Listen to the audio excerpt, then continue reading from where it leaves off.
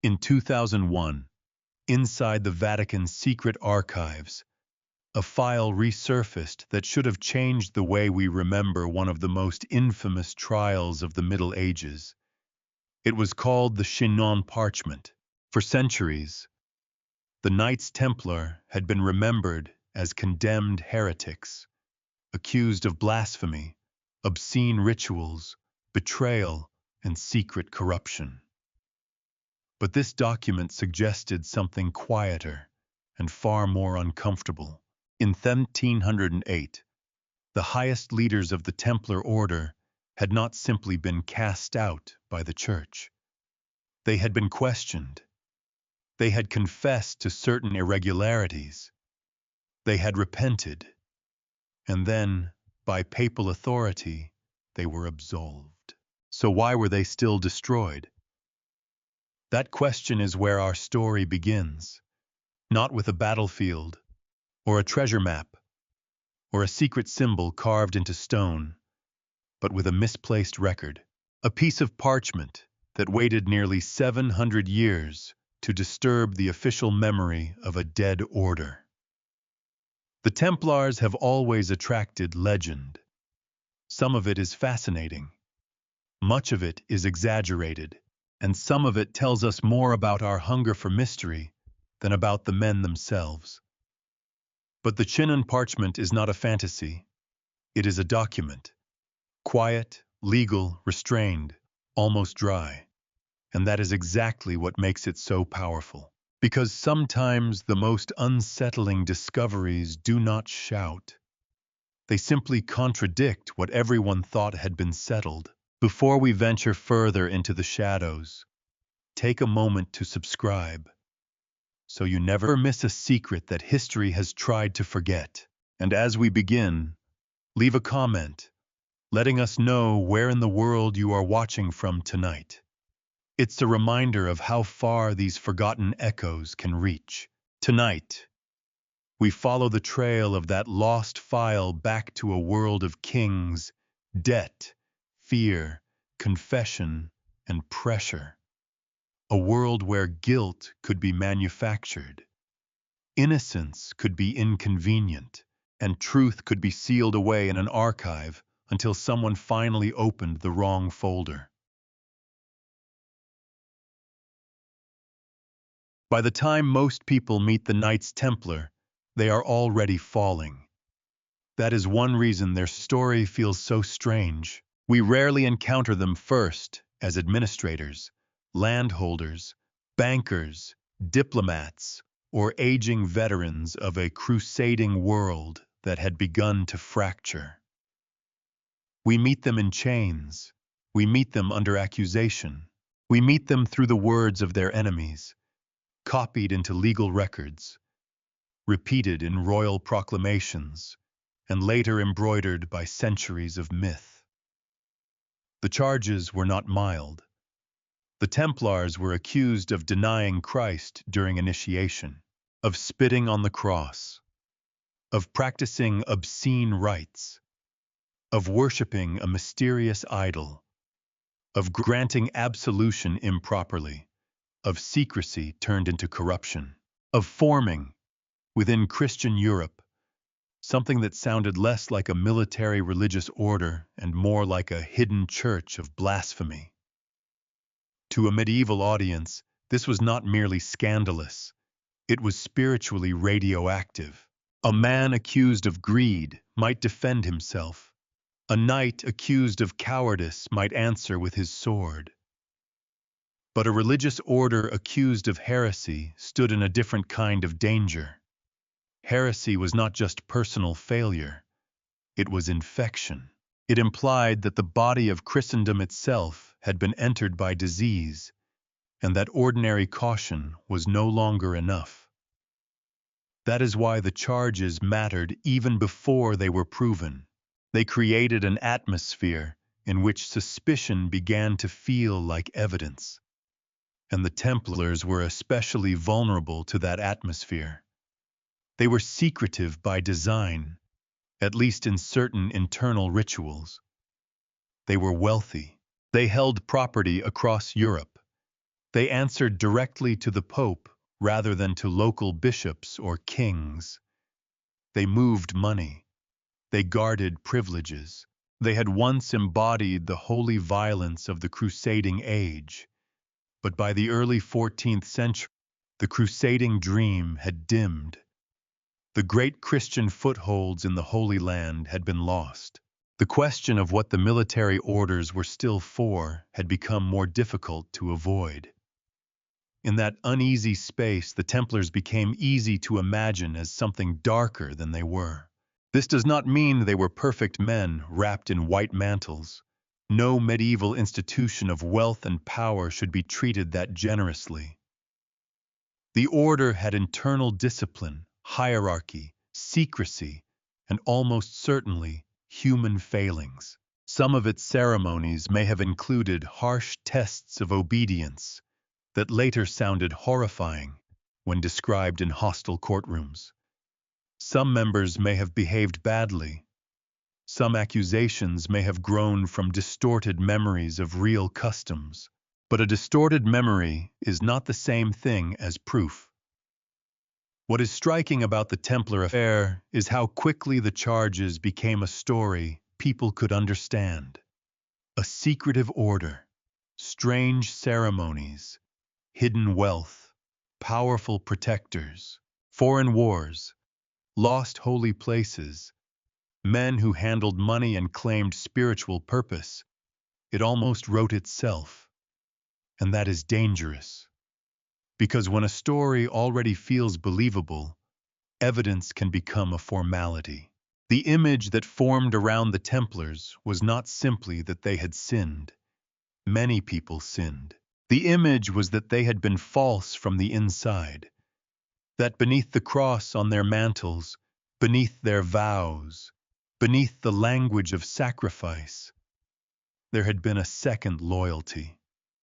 That idea had enormous power. It turned a legal case into a moral drama. It gave the public a villain grand enough to explain disappointment, debt, failed crusades, and political frustration. It allowed enemies of the order to speak as if they were not attacking a powerful institution, but uncovering a hidden rot that had been there all along. The problem is that the Chinon parchment complicates this entire picture, not by proving that every Templar was innocent of every wrongdoing. That would be too simple, and history rarely gives us clean gifts like that. The parchment does something more precise.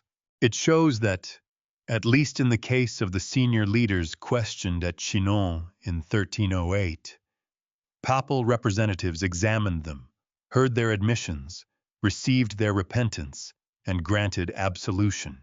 That matters because absolution was not a casual gesture. In the medieval church, to be restored to communion was to be brought back from spiritual exclusion. It did not erase politics. It did not guarantee survival. It did not magically protect an institution from royal pressure. But it did mean that, in the eyes of papal authority at that moment, the leaders had not been left outside the church as unrepentant heretics. And yet, public memory did not preserve that nuance. Public memory preserved the curse. It remembered the Templars as men swallowed by their own secret sins. It remembered the accusations more vividly than the legal hesitation. It remembered the flames more easily than the paperwork. That is understandable. Fire is easier to dramatize than absolution. A public arrest is easier to remember than a restricted inquiry. A heretical conspiracy is more exciting than a complicated struggle between a king, a pope, and an inconveniently powerful order. But if we want to understand the fall of the Templars, we have to resist the version that became too satisfying. The real story is not simply, were they guilty or innocent? The deeper question is how a set of accusations, some possibly rooted in internal practices, some possibly exaggerated, and some perhaps invented under pressure, became strong enough to destroy one of the most famous religious military orders in Europe? And to answer that, we have to look beyond the men in white mantles. We have to look at the king who needed them ruined. To understand why the Templars fell so violently, we have to spend less time staring at their symbols and more time looking at a royal ledger. That may sound less romantic. It is. But it is also closer to the machinery of the story. King Philip IV of France was not a man who liked limits. Later remembered as Philip the Fair, a nickname referring more to appearance than temperament, he ruled with a cold sense of royal purpose. His France was becoming more centralized, more administrative, more demanding. The king needed money for war, government, prestige, and control. And in the medieval world, needing money was never just an accounting problem. It was a political condition. It shaped enemies. It shaped laws. It shaped who suddenly became dangerous. Philip had already shown a willingness to move aggressively against groups that could be framed as useful targets. The Jews of France had been expelled in 1306, their property seized. The Italian bankers, known as Lombards, had also faced royal pressure. These episodes do not prove that the Templar prosecution was only about money, but they do reveal a pattern. When Philip's crown was under strain, vulnerable or resented groups could become instruments of royal survival. The Templars were not vulnerable in the ordinary sense. They were protected by papal privilege. They owned estates. They had a proud military past. They occupied a unique place in Christian imagination. But that kind of power can become its own vulnerability when the political weather changes. They were also creditors. Philip owed them money, and perhaps even more importantly, he resented what they represented, an international religious order operating inside his kingdom, wealthy and privileged, but not fully under his control. The Templars were not simply rich monks with swords. They were part of a wider papal world, a network of property and authority that crossed borders. For a king trying to make France answer more directly to the crown, that was a problem wearing a white mantle.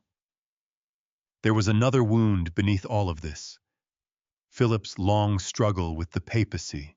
Only a few years earlier, his conflict with Pope Boniface VIII had shaken the prestige of the Church. Philip had resisted papal claims that spiritual authority could discipline royal power.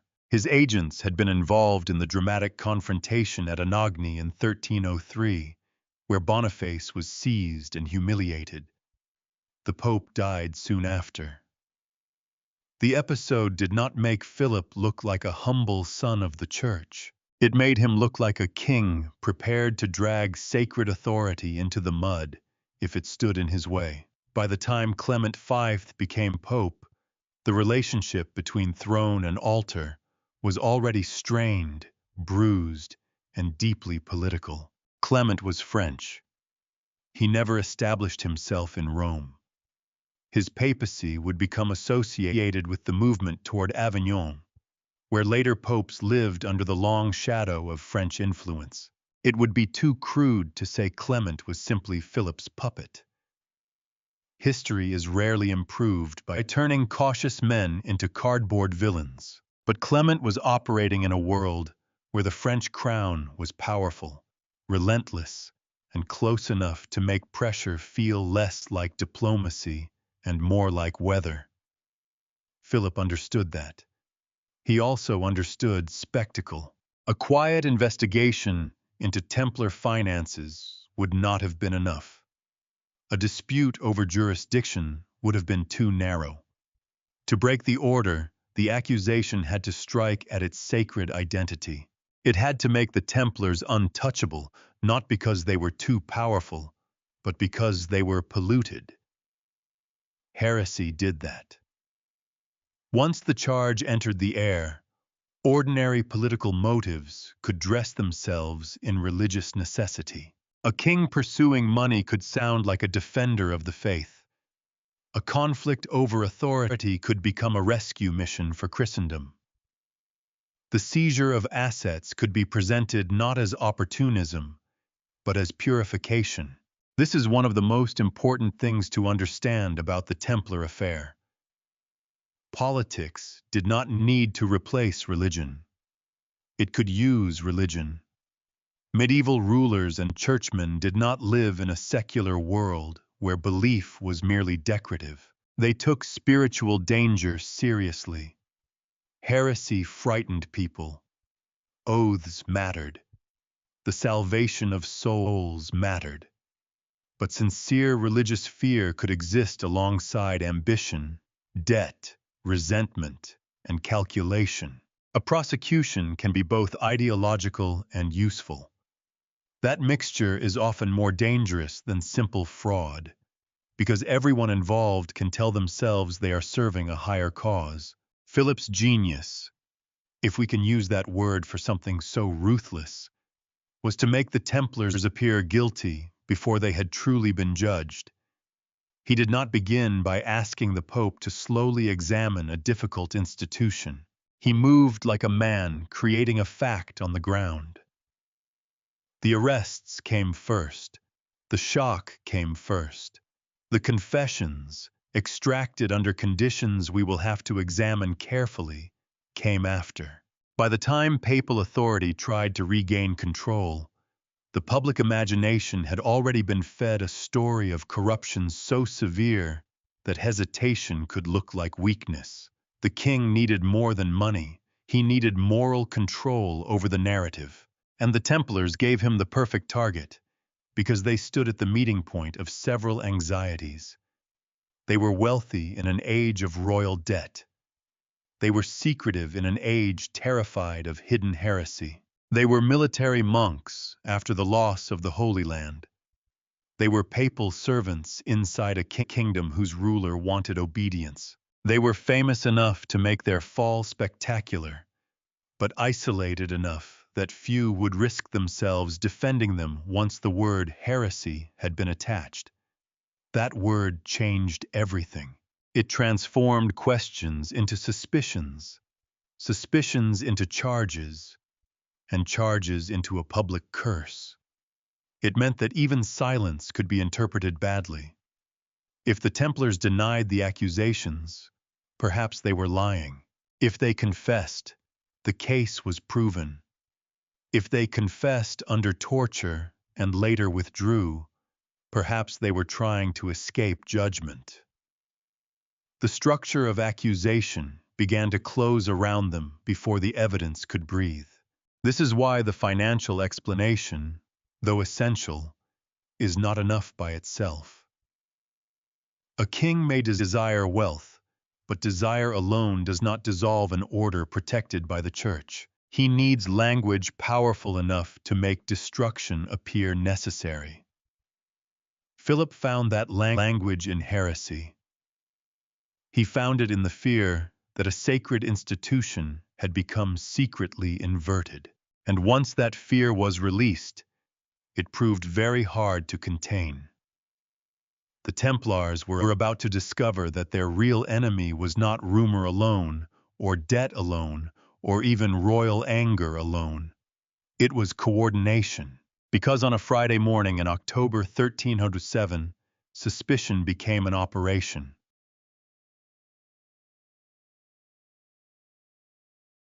The order went out in advance, sealed and timed. Across France, royal officers were instructed to act on the same morning. They were not to warn the men they were coming for. They were not to open the king's instructions too early. The operation depended on secrecy, speed, and the force of surprise. Friday, October 13th, 1307. Long before that date became a modern superstition, it was already a morning of calculated fear. The Templars in France woke inside a kingdom that had quietly turned against them. In commandery, houses, and estates, men who had once carried the prestige of crusading service found themselves surrounded by the machinery of royal justice. Doors were entered. Property was seized. Brothers were arrested. The language used against them was not the language of a financial dispute or political inconvenience. It was the language of spiritual emergency. They were accused as heretics.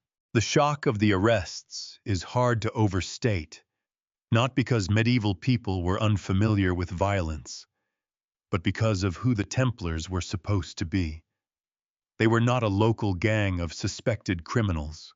They were a papally protected religious military order with a history wrapped in the defense of Christendom. To arrest them wholesale, across the king's territory, was not simply an act of law enforcement. It was a public declaration that something monstrous had been hidden in plain sight. Philip's timing was part of the message. The arrests happened before the papacy could control the case. That mattered enormously. In theory, an order like the Templars belonged under the authority of the Pope. Questions of heresy, vows, religious discipline, and the fate of a military order were not supposed to be settled by a king acting alone. But Philip did not wait for a slow papal process. He created a crisis, then forced everyone else to respond to it. This is one of the most revealing features of the affair. The king did not merely accuse the Templars. He staged the accusation in a way that made hesitation costly. Once the arrests had happened, once confessions began to appear, once rumors spread, Clement V was no longer facing an abstract question. Should the Templars be investigated? He was facing a public emergency already shaped by the French crown. If he defended the order too quickly, he could seem indifferent to heresy. If he accepted Philip's actions too easily, he surrendered papal authority. If he moved cautiously, the king's version of the story would harden while the church was still reaching for its documents. Philip had trapped the Pope inside the pace of events.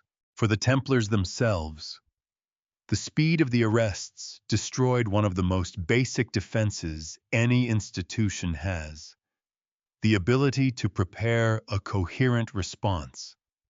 A single accused man may answer a charge.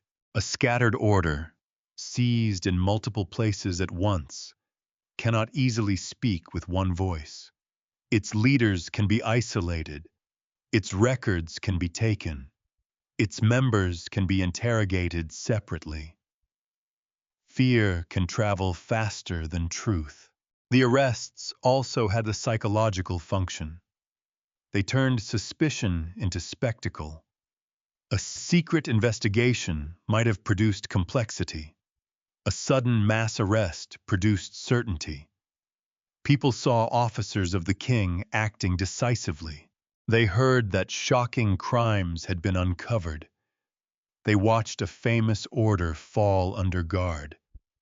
In the public mind, the movement from accusation to guilt can be dangerously quick when authority behaves as if judgment has already been rendered.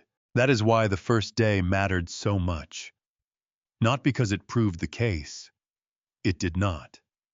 It mattered because it rearranged the world in which the case would be heard. Before October 13th, the Templars were a controversial but legitimate order. After October 13, they were prisoners explaining why they should not be considered monsters. Those are not equal positions, and the accusations were designed to make sympathy difficult.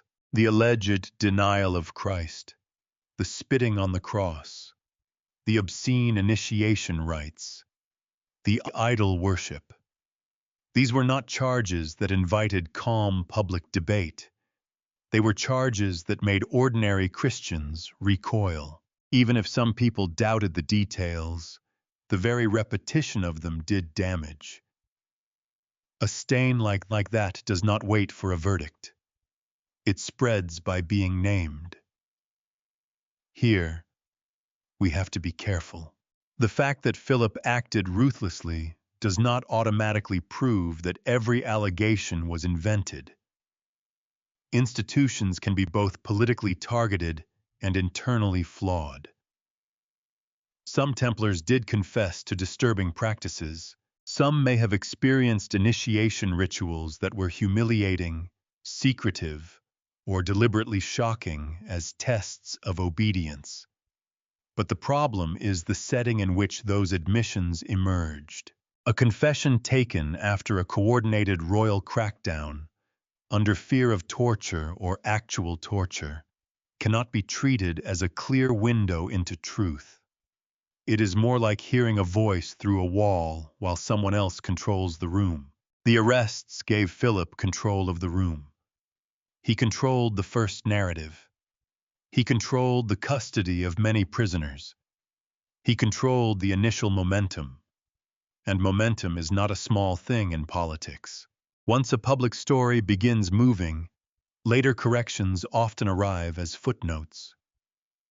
The Chinon parchment itself would become, in a sense, one of those footnotes. A papal act of absolution that existed but did not dominate the memory of the event. On that Friday morning, the order's future narrowed. Not to one possible outcome, perhaps, but to a corridor of increasingly bad ones. If the Templars confessed, they confirmed the king's warnings. If they denied, they risked harsher interrogation. If the Pope intervened, he had to do so against a king who had already presented himself as defender of the faith. And if the public believed even half of what it heard, the white mantle of the Templar no longer symbolized sacrifice. It suggested disguise. That is the strange power of October 13th, 1307. The date became famous not because of superstition, but because it marked the moment when law, theater, fear, and royal ambition converged. Philip did not need to win the entire case that morning. He needed to make the old world impossible to restore. He succeeded. The Templars were no longer simply members of a religious order. They were accused men inside a system that had already begun translating pain into evidence. And soon, behind closed doors, that translation would begin. A confession can look clean on parchment. The words sit there in orderly lines. A man admits. A clerk records. A case grows stronger. To later readers, the page can give an impression of certainty, as if the truth has calmly arranged itself into legal language. But a confession is not only a statement, it is also a circumstance. Who was holding the prisoner? How long had he been confined? What had he seen happen to others? What did he believe would happen if he refused? Was he hungry, exhausted, isolated, injured, terrified? Did he understand the charges clearly? Did he think confession might save his life? Did he think denial would condemn him? In the Templar trial, these questions are not decorative. They are central. After the arrests of October 1307, many Templars in French custody confessed to at least some of the charges. These confessions became the foundation on which the prosecution stood. They gave Philip's campaign the thing every public accusation needs: voices from inside the accused group appearing to confirm the horror. And yet, those voices were produced in a world of fear. Interrogation, in the early 14th century, was not built around modern assumptions of due process. Torture could be used in heresy investigations, and the threat of it mattered almost as much as the act itself. A prisoner did not need to be broken in every case for the atmosphere to do its work. If enough men knew that pain was available to the authorities, the entire room changed. Imagine the position of an ordinary Templar brother. He has been arrested suddenly. He may not know what has happened to his commanders. He may hear that others have confessed.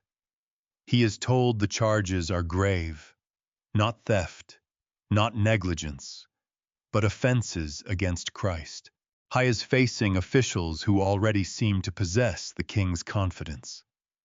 He may believe that a limited admission, a carefully shaped confession, could be the way out of the worst danger. He may also believe, with good reason, that heroic silence will not be rewarded. This is where the record becomes both valuable and treacherous. The confessions cannot simply be thrown away because they are part of what happened. They show what the authorities asked, what they wanted confirmed, and how some Templars described their own initiation experiences under pressure. But they also cannot be read as if they were private diaries written in peace. They are legal artifacts produced inside coercive conditions. That distinction changes the entire moral temperature of the case. Some Templars confessed to denying Christ or spitting near the cross during initiation. In certain versions, these acts were described not as deeply held heretical beliefs, but as commands given during a ritual of obedience. This matters. A humiliating or shocking test, if it existed in some form, would still be disturbing for a religious order. It would suggest a culture of secrecy and control that could be abused, but it would not necessarily prove that the order was institutionally devoted to heresy.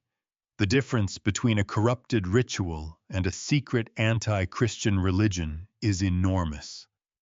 Philip's prosecution benefited from collapsing that difference. A frightened man saying he had been ordered to perform a shameful gesture could be turned into evidence that the entire order denied Christ. An initiation custom, perhaps remembered inconsistently, perhaps exaggerated, perhaps imposed in some houses and not others, could be inflated into a universal doctrine. The legal process did not always separate what a man did, what he believed, what he was ordered to do, and what he said under fear. In that confusion, guilt became easier to manufacture. Not necessarily from nothing.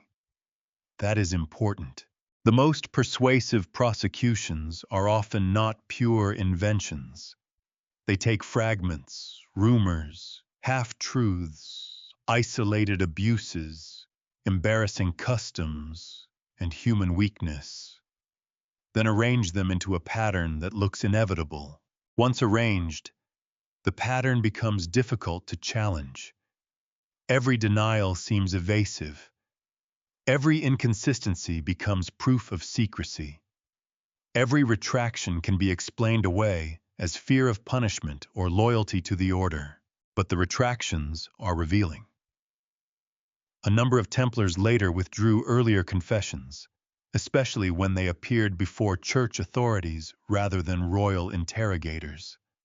Some insisted they had lied because of torture or fear. Others tried to defend the order's orthodoxy, while admitting that certain rituals may have been improper. The result is not a simple chorus of innocence. It is messier than that. And the mess is precisely why the case should trouble us. People under extreme pressure do not produce neat historical truth. They produce survival language. A man might confess to something he did not do. He might minimize something he did do. He might repeat words suggested to him. He might admit to a lesser charge, hoping to avoid a greater one. He might later retract honestly, or retract out of loyalty, or retract because the danger had shifted. Every statement has to be weighed against the conditions that shaped it. This is not special pleading for the Templars. It is a basic caution about evidence. Confession has always had a strange power over the human imagination. We trust it because it seems to come from inside. An accusation can be dismissed as hostile. A rumor can be doubted. But when a person speaks against himself, we instinctively lean closer. Surely, we think, no one would admit such things unless there were truth behind them. History keeps proving that instinct wrong. Fear can make the innocent confess. Pain can make the guilty confess inaccurately. Pressure can make complicated events flatten into whatever answer the interrogator seems to require. And in the Templar case, the authorities were not asking neutral questions in a calm environment. They were pursuing a story already announced to the kingdom. The most devastating feature of the confessions was not only that they existed, it was that they arrived early. By the time Pope Clement V attempted to assert greater control over the proceedings, the damage had been done. Philip could point to Templar voices. He could say the evil had been confirmed by the men themselves. Even if the Pope doubted the methods, even if church investigators later heard more careful testimony, the public stain had already spread. This is one reason the Chinon Parchment matters so much. It enters the story not as a magical reversal, but as evidence of papal hesitation inside a case that royal power wanted to make simple. At Chinon, the senior Templar leaders would not be treated merely as symbols of a condemned order. They would be questioned by representatives of the Pope. Their admissions would be heard in a different legal and spiritual frame. Their repentance would be recorded. Their absolution would be granted. But before that could happen, the king's machinery had already taught Europe what to suspect. And suspicion, once joined to confession, is hard to kill. The tragedy of the Templar trial is not only that men may have lied under torture, it is that the legal system could turn those frightened words into the architecture of destruction. A confession, once written down, could outlive the screams that produced it. It could travel farther than the prisoner. It could become evidence, then memory, then legend. The parchment preserved the words. It did not preserve the room. And in that missing space, between what was said and what was suffered, the fate of the Templars began to darken. Clement V did not enter this story as a man holding a sword. He entered it holding a problem. By the time the Pope could respond in any meaningful way, Philip had already acted. The arrests had taken place. Confessions had begun to circulate. The French crown had presented the affair as a matter of urgent faith, not royal convenience. And Clement, who should have been the supreme authority over a religious order like the Templars, found himself trying to govern a fire that someone else had lit. It is tempting to make him simple. Some versions of the story cast Clement as weak, almost cowardly, a pope bent beneath the will of a stronger king. Other versions imagine him as a careful guardian of justice, quietly resisting Philip as much as he could. Both portraits contain something recognizable, but both are too clean. Clement was operating in a political world where every choice had a cost, and none of those costs were abstract. How was a French pope facing a French king who had already humiliated a previous pope's authority? He was responsible for protecting the church's jurisdiction, but he could not pretend that royal power was imaginary. I had to take accusations of heresy seriously, Yet he also had reasons to doubt a process driven so aggressively by the crown. He could not simply dismiss the charges without appearing to shelter corruption. He could not fully embrace the king's methods without reducing the papacy to a witness at its own trial. This is the kind of pressure that rarely looks heroic in the records. Heroism makes better stories. Caution makes better paperwork. Clement's response was cautious, uneven, and deeply political. He tried to bring the matter under papal control. He ordered inquiries. He protested aspects of the royal process. He sought to examine the Templars not merely as prisoners of Philip, but as members of a religious order answerable to the Church. In doing so, he was not only dealing with the guilt or innocence of individual men. He was trying to answer a larger question. Who had the right to judge an order that belonged to the papal world? That question mattered almost as much as the accusations themselves. If Philip could arrest a papally protected order, extract confessions, seize goods, and force the Pope to approve the outcome, then the balance between monarchy and church had shifted in a visible and dangerous way. The Templars were not just defendants. They were the ground on which a struggle over authority was being fought. Clement understood that the affair could not be allowed to remain purely royal, and yet he also understood that he could not rewind October 13th. The arrests had created facts. The confessions had created scandal. The public had heard enough to make restoration difficult. Even if Clement doubted the reliability of the evidence, doubt did not automatically translate into power. A pope could command, but commands needed room to operate. Philip had narrowed that room with remarkable skill. This is where Clement becomes interesting, not because he is admirable in every decision, but because he reveals the limits of authority under pressure. We often imagine medieval power as absolute. King's command, Pope's decree, armies march, seals are attached to documents, and the world obeys. The Templar affair shows something more uncomfortable. Power was negotiated, improvised, and sometimes trapped by events. A pope could possess supreme spiritual authority and still find himself maneuvering through royal ambition, public fear, legal procedure, and the threat of political rupture. Clement's caution was not neutral. It had consequences. The longer the process continued under the shadow of Philip's accusation, the harder it became to save the order as an institution. The Templars did not need Clement merely to doubt the case. They needed him to overcome the king's narrative. That was a much harder task. By the time papal commissions began examining the matter, the image of the order had already been darkened. The Pope was no longer judging only evidence. He was judging evidence inside a storm.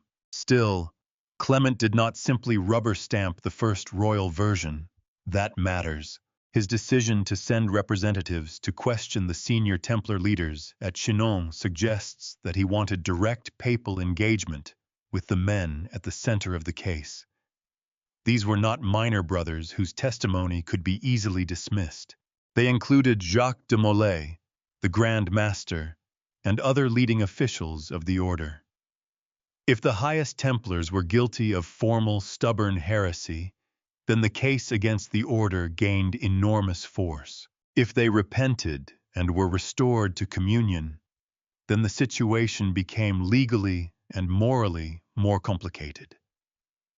The Church did not treat absolution lightly.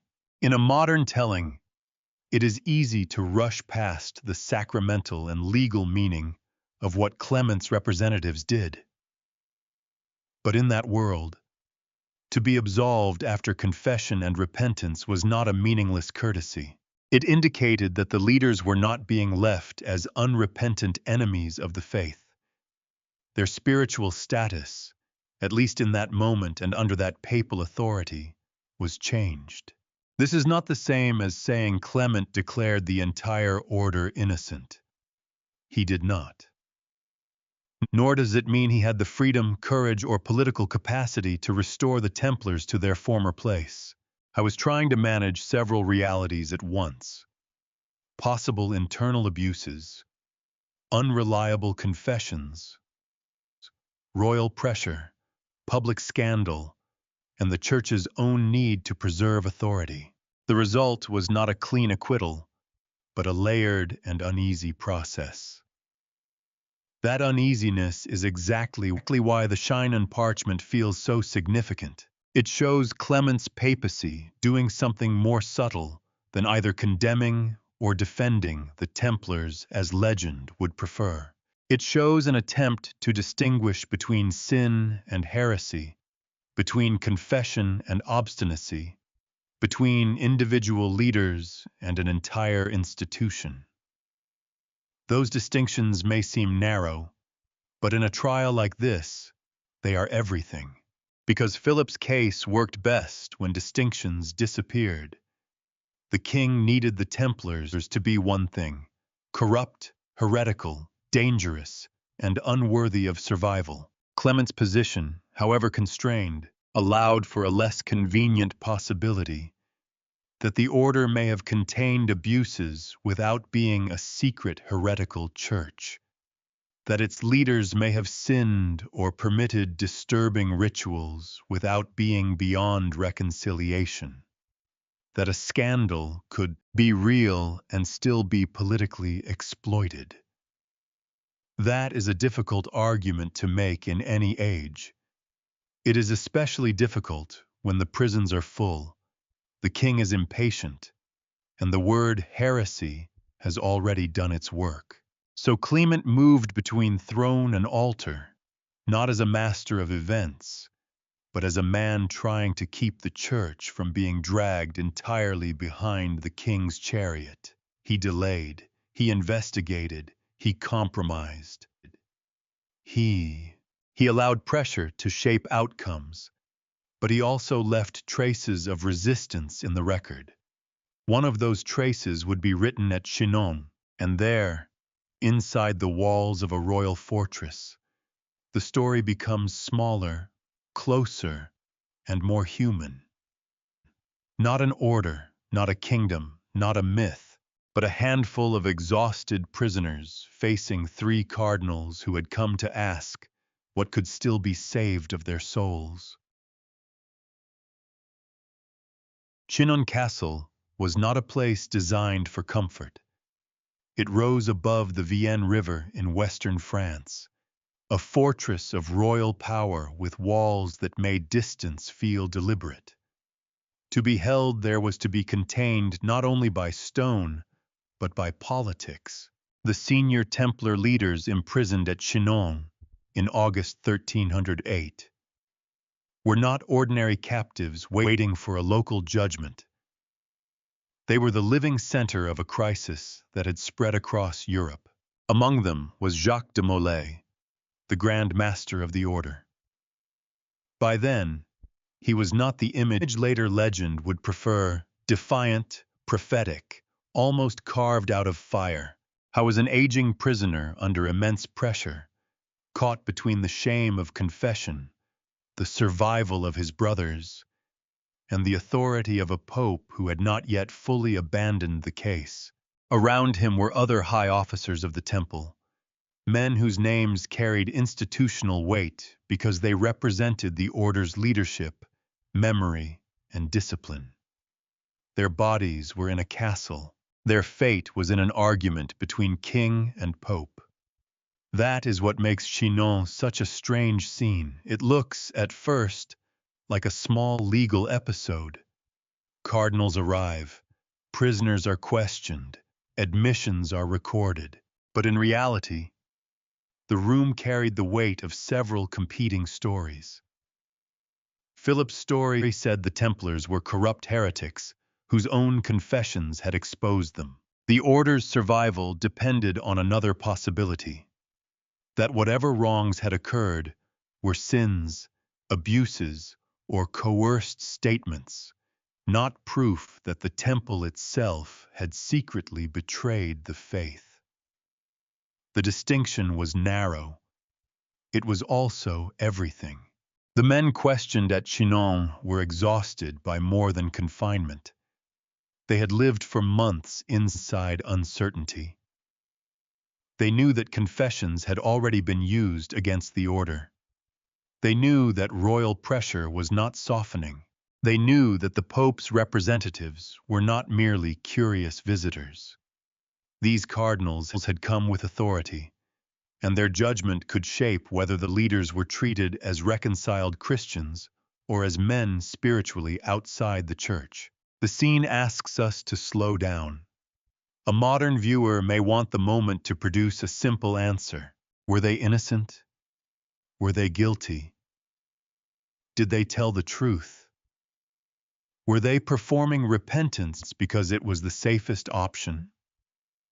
But medieval legal and religious processes often moved through categories that do not map neatly onto our instincts. A man could confess to a sinful or improper act and still deny that he had believed heresy. A leader could admit shameful failures and seek reconciliation without accepting the prosecution's larger story. A pope could absolve individuals without preserving the institution they led. Chinon sits in the uncomfortable space between those possibilities. The senior Templars reportedly acknowledged certain acts connected to the accusations. They expressed repentance. They asked for forgiveness. The papal representatives granted absolution and restored them to communion with the Church. That does not make the scene a triumphant acquittal. It makes it something more delicate. An attempt to separate the salvation of men from the destruction of an order. And perhaps that is why the parchment later mattered so much. It preserved a moment of complexity in a story that public memory preferred to simplify. In legend, the Templars are either noble martyrs destroyed by greed or sinister conspirators exposed at last. Chinon resists both versions. It shows leaders compromised enough to confess and repent, but not treated by papal authority as unredeemed heretics. It shows a church still trying to make distinctions, even while the political machine around the case pushed toward a single brutal outcome. For Jacques de Molay, the encounter must have carried a terrible ambiguity. If he hoped absolution might save the order, he would be disappointed. If he hoped it might at least save his soul in the eyes of the Church, the record suggests that it did. But those two forms of rescue were not the same. A man could be reconciled spiritually and still remain politically doomed. That difference is one of the coldest truths in the Templar affair. The cardinals did not arrive with an army. They arrived with questions, authority, and ritual language. In another kind of story, that would be enough. Papal representatives hear the leaders, grant absolution, and the scandal begins to unwind. But the world outside Chinon was not waiting patiently for nuance. Philip's prosecution had already made the order's survival difficult. Public suspicion had already attached itself to the Templar name. Confiscated property, royal prestige, and the fear of heresy had already become entangled. So the prisoners of Chinon stand before us in a peculiar half-light, not cleared in the simple sense, not condemned in the simple sense, seen by the Pope's men, heard by them, and restored to communion, yet still unable to escape the larger collapse moving around them. This is why the Chinon episode is not merely an archival curiosity. It forces us to recognize that medieval justice could produce layered outcomes, and that later memory often preserves only the loudest one. The loud outcome was destruction. The quieter outcome was absolution. The loud one entered legend. The quiet one slipped into the files. For almost 7 centuries, that imbalance shaped the story. When we imagine the senior Templars at Chinon, we should not imagine heroes calmly awaiting vindication, nor villains cleverly escaping judgment. We should imagine men trapped inside a system where every answer could be used, every admission carried danger, and every mercy might arrive too late. The parchment would record what happened. History, for a long time, would remember something else. The men sent to Chinon did not come as storytellers. They came as instruments of papal authority. That distinction matters because the Chinon parchment is not written like a legend, and it does not behave like one. It does not offer a grand defense of the Templars. It does not thunder against King Philip. It does not declare the order spotless, noble, and misunderstood. It records a legal and religious act carried out by 3 cardinals on behalf of Pope Clement V. In a story crowded with rumors, that restraint is almost startling. The cardinals were there to question the senior Templar leaders directly. These were the men whose guilt or repentance carried enormous symbolic weight. Jacques de Molay, the Grand Master, along with other high officials of the order. If the prosecution could show that the leadership itself had embraced heresy, then the case against the temple became much stronger. But if those leaders confessed certain faults, expressed repentance, and were restored to communion, then the case became harder to flatten into a simple tale of secret apostasy. The record from Chinon points to that second, more complicated outcome. The Templar leaders admitted to certain irregularities connected to the accusations. They sought mercy. They expressed repentance. And the cardinals, acting with delegated papal authority, granted absolution. This is the hidden verdict at the center of the parchment. Not hidden because it was written in code. Not hidden because it belonged to some esoteric tradition.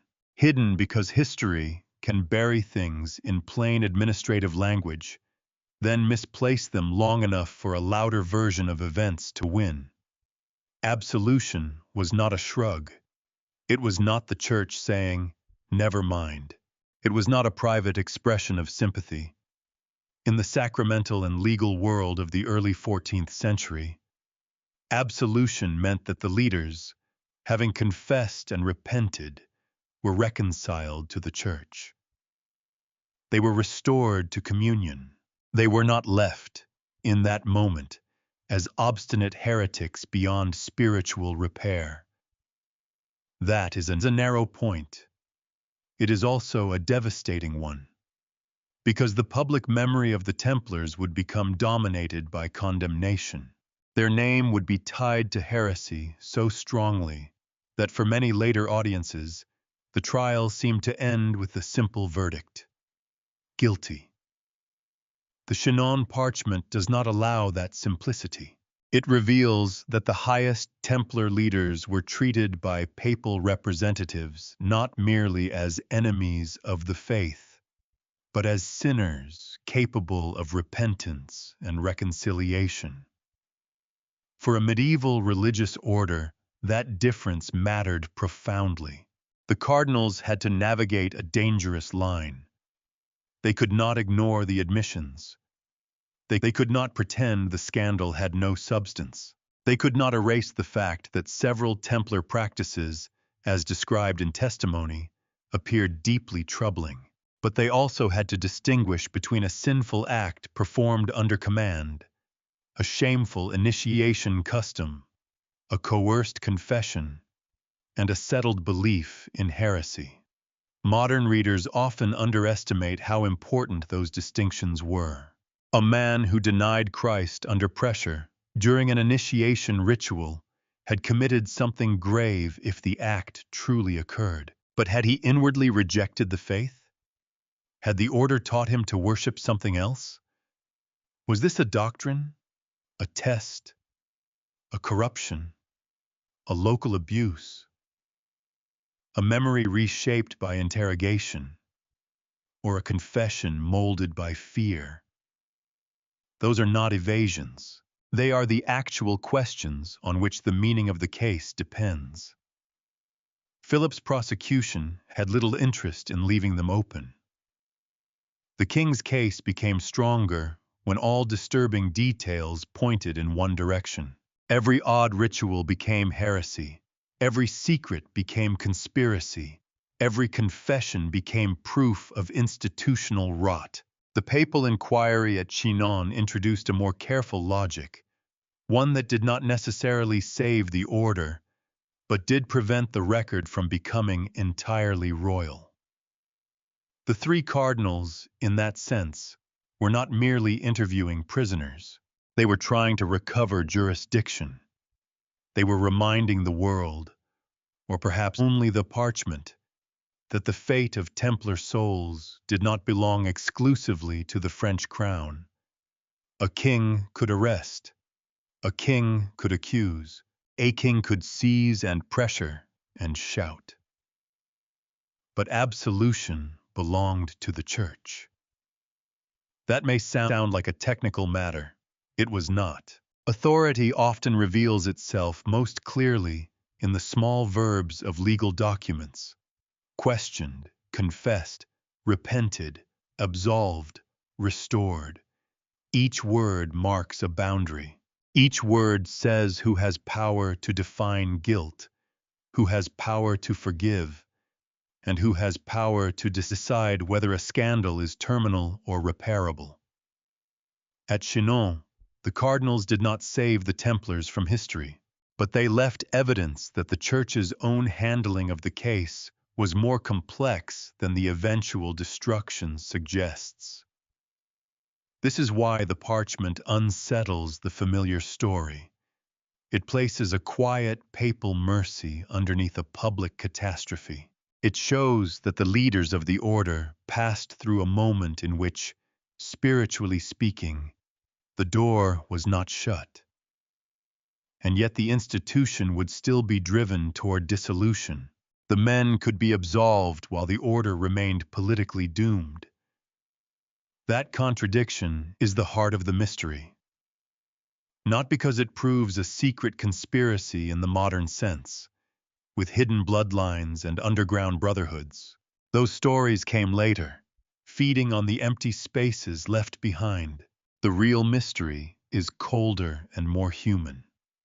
How could a legal act of reconciliation coexist with the destruction of the reconciled men's order? The answer begins with the fact that the Templar trial was never only about souls, it was about power. It was about whether Philip could force the shape of the outcome after forcing the shape of the crisis. It was about whether Clement could preserve enough papal authority without directly breaking with the French crown.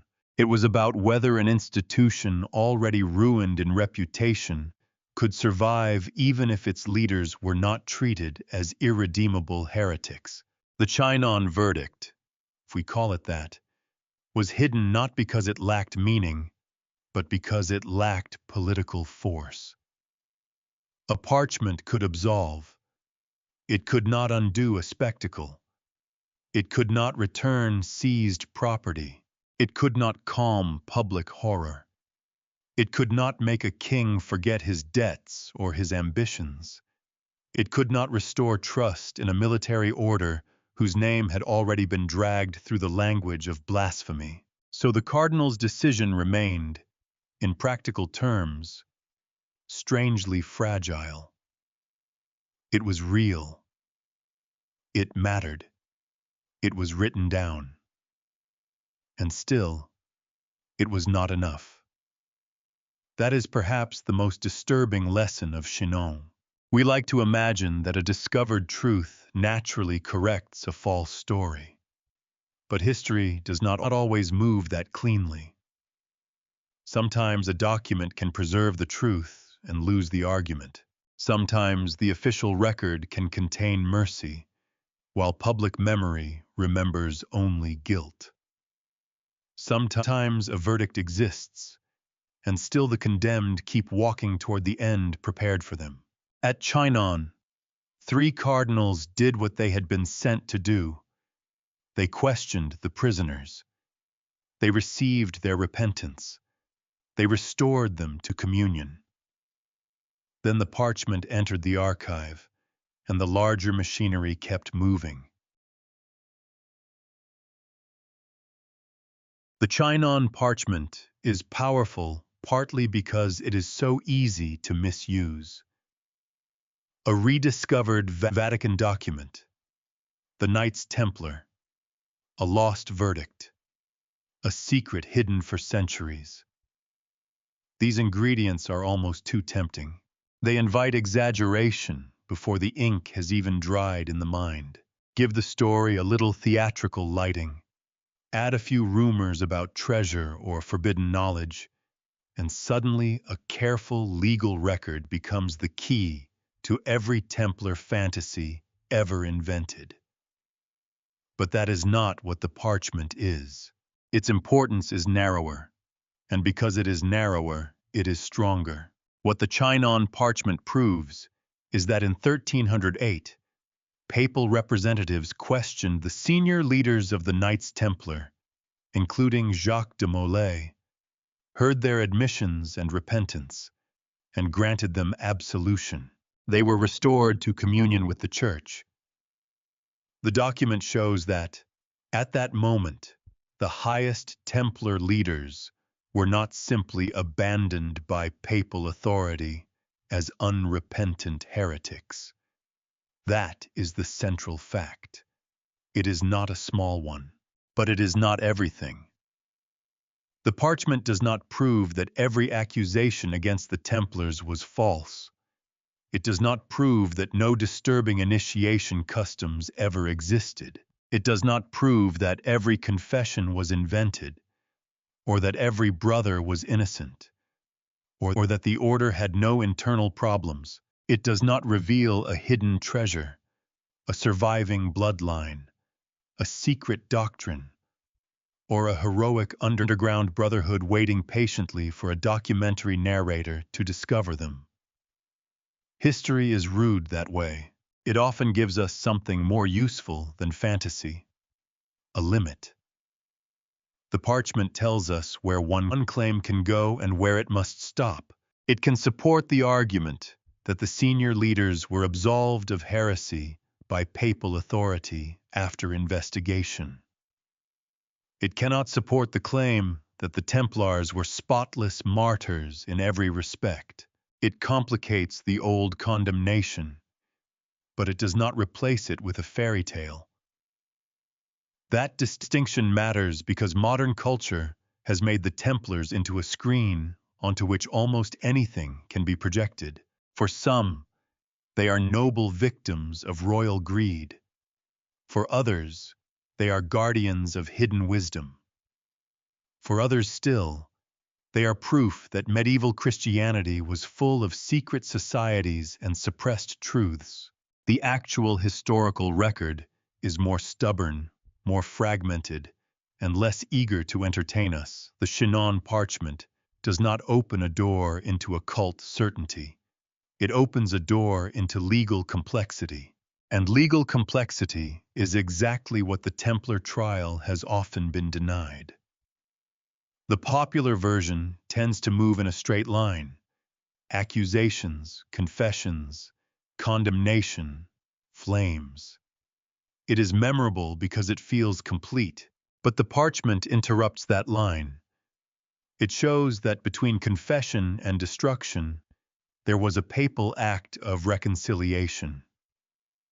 It shows that Clement Fyfe's handling of the matter was not identical to Philip's royal prosecution. It shows that the Church's internal process did not simply mirror the king's desired narrative, even if the final institutional outcome would still satisfy much of what Philip wanted. The parchment also forces us to separate two questions that are often blended together. Were individual Templars guilty of some improper acts? And was the order itself institutionally heretical? Those are not the same question. Our religious institution can contain abuse, corruption, superstition, secrecy, or misconduct without being founded on a hidden heretical doctrine. A member can perform a blasphemous gesture under command or pressure without sincerely holding anti-Christian belief. A leader can be morally compromised without being spiritually irredeemable. Medieval investigators cared about these distinctions because they shaped whether repentance and absolution were possible. Philip's campaign worked by blurring them. Chinon matters because it shows papal authority trying, however imperfectly, to restore some of those boundaries. The senior leaders had to answer for what had been alleged. Their admissions were not erased, but their repentance was received, and their reconciliation was granted. That act does not make them innocent in every ordinary sense. It does show that the Church did not treat them, at Chinon, as beyond forgiveness or outside communion. This is where the language has to be precise. The parchment does not exonerate the Templars in the broad, modern sense that people sometimes want it to. Exoneration suggests a clean clearing of all charges, a courtroom ending with the accused walking out vindicated. Chinon is not that. It is more like a narrow beam of light crossing a ruined room. It reveals something specific, and what it reveals changes the shape of everything around it. The senior leaders were absolved. The order was still endangered. The two facts must be held together, because the tension between them is the real story. If we treat the parchment as proof of total innocence, we flatten the past in one direction. If we ignore it and repeat the old image of condemned heretics, we flatten it in the other. The more honest position is less satisfying, but more revealing. The Templar leadership appears to have been spiritually reconciled by papal representatives, while the political and institutional fate of the order continued to move toward destruction. That is not a contradiction caused by bad storytelling. It is a contradiction produced by power. The parchment proves that the trial's moral meaning was not as simple as its outcome. It proves that the public destruction of the temple rested on a process more unstable, more pressured, and more divided than later memory suggested. It also proves something quieter about archives themselves. They can preserve distinctions that public history loses. A crowd remembers a burning. A kingdom remembers a scandal. A legend remembers a curse. An archive remembers that 3 cardinals granted absolution, and those are very different kinds of memory. This is why the document's rediscovery did not resurrect the Templars, but it did disturb their grave. It reminded historians and viewers alike that the loudest version of an event is not always the most exact one. It forced the story back into the uncomfortable middle, where evidence has edges and certainty has to behave itself. So when we ask what the Chinon parchment actually proves, the answer is not everything. It proves enough. Enough to show that the highest leaders of the order were not simply condemned by the Church in the way many people imagine. Enough to show that papal authority recognized repentance and restored communion. Enough to reveal that the Templar fall was not a clean triumph of justice over heresy, but a tangled collision of faith, fear, law, and royal power. And perhaps most importantly, enough to explain why the document could not save them. Because a parchment can correct the record, it cannot always change the verdict of a king. The strange thing about absolution is that it sounds final. It feels to modern ears like an ending, a verdict, a release. The guilty have confessed, the penitent have been forgiven, the spiritual wound has been closed. If the senior Templar leaders were restored to communion in 1308, it is natural to expect the story to turn there, to change direction, to let the order breathe. But history does not always honor the meaning of its own documents. After Chinon, the Templars were not restored to public trust. Their houses did not simply reopen in peace. Their seized property did not return to ordinary administration. Their name was not washed clean in the eyes of Europe. The absolution existed, but it entered a world already shaped by arrest, scandal, fear, and royal ambition. It was a real act. It was not a rescue. That difference is the silence at the center of the case. The Chinon decision addressed the spiritual condition of the senior leaders. It did not solve the political problem of the order's survival. Clement V could grant absolution through his representatives, but he still had to face Philip IV, the machinery of royal accusation, and the enormous public damage already done. The question had shifted. It was no longer only whether Jacques de Molay and the other leaders could be reconciled to the Church.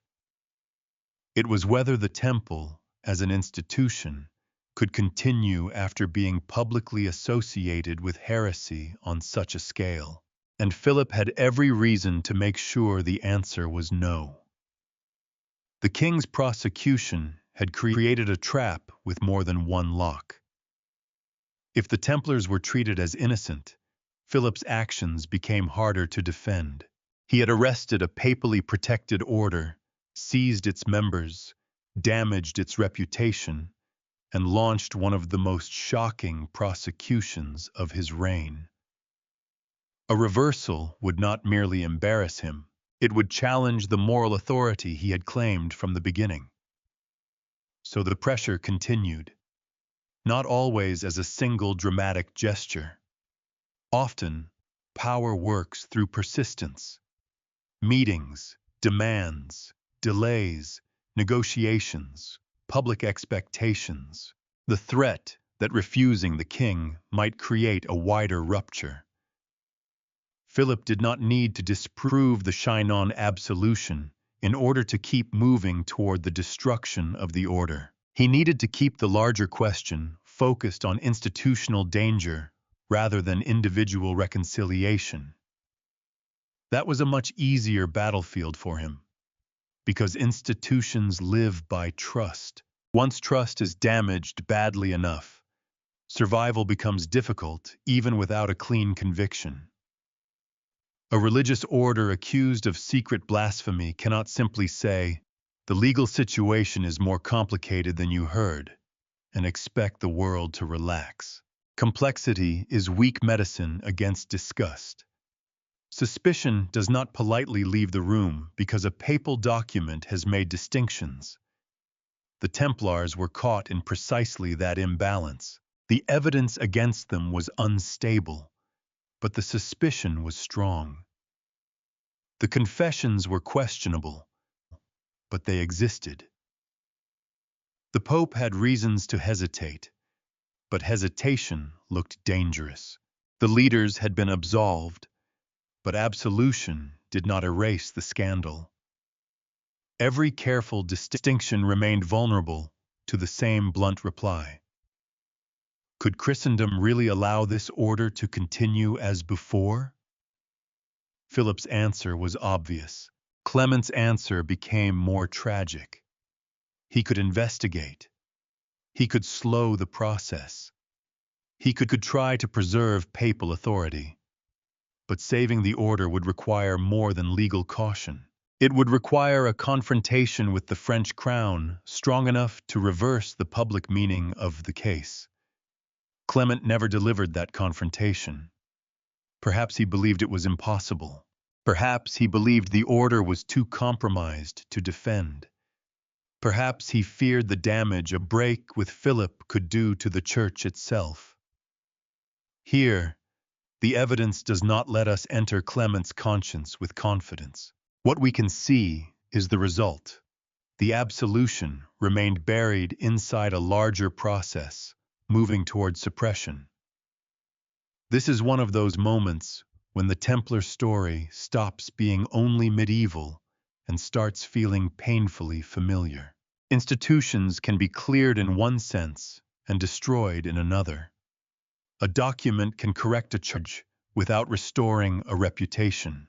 A legal nuance can survive in an archive, while public opinion has already chosen a simpler story. Once a scandal becomes useful, truth has to fight uphill. The Chinon parchment did not lose because it was meaningless. It lost because it was inconvenient. It complicated Philip's narrative without giving Clement enough power or enough will to reverse it. It showed that the leaders had been reconciled, but it did not answer the political demand to remove the order from Christian life. The king did not need the Templars eternally damned as individuals. He needed the temple finished as an institution, and these were different targets. If the men were sinners who repented, the church could forgive them. If the order was a source of scandal too damaged to continue, the papacy could suppress it, but without issuing the kind of formal institutional condemnation that Philip might have preferred. That path was narrower, more ambiguous, and morally evasive in a way that only politics can be. But it offered Clement a way to end the crisis without fully endorsing every royal accusation. The cost was clarity. The Templars would not receive the clean vindication that Chinon might seem to promise.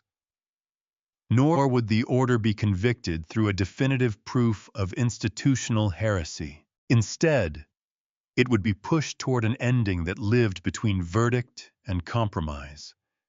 The public would remember condemnation. The legal record would preserve hesitation. The legends would feast on the gap. That gap is where the silence after absolution becomes so important. It tells us that the destruction of the Templars was not driven by evidence alone. If evidence had been the only force, Chinon should have mattered more. The process was driven by reputation, royal pressure, fear of scandal, and the difficulty of restoring an institution once it had been made spiritually suspect. The leaders could be forgiven.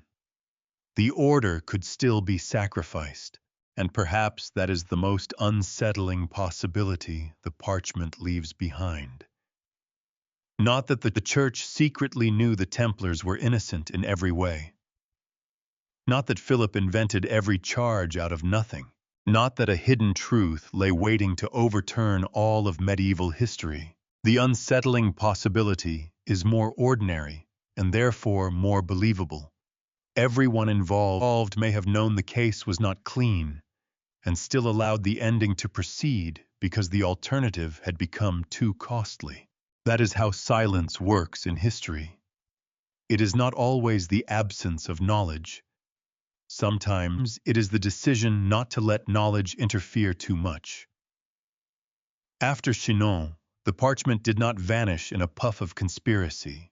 It entered the administrative bloodstream of the church, where records could be preserved and overlooked at the same time. Its meaning did not disappear, but neither did it dominate. The king kept pressing. The pope kept maneuvering. The order remained trapped between spiritual reconciliation and institutional ruin. The road now led toward a council, not a trial that would neatly prove the temple's guilt. not a vindication that would restore its honor. Something colder, an ending without the satisfaction of a true verdict.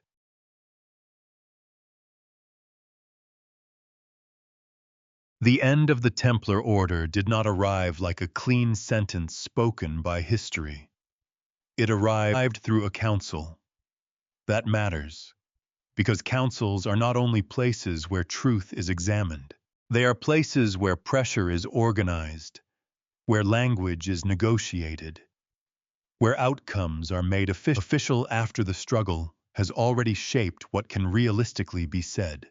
By the time the Council of Vienne opened, the Templar affair had been alive for years.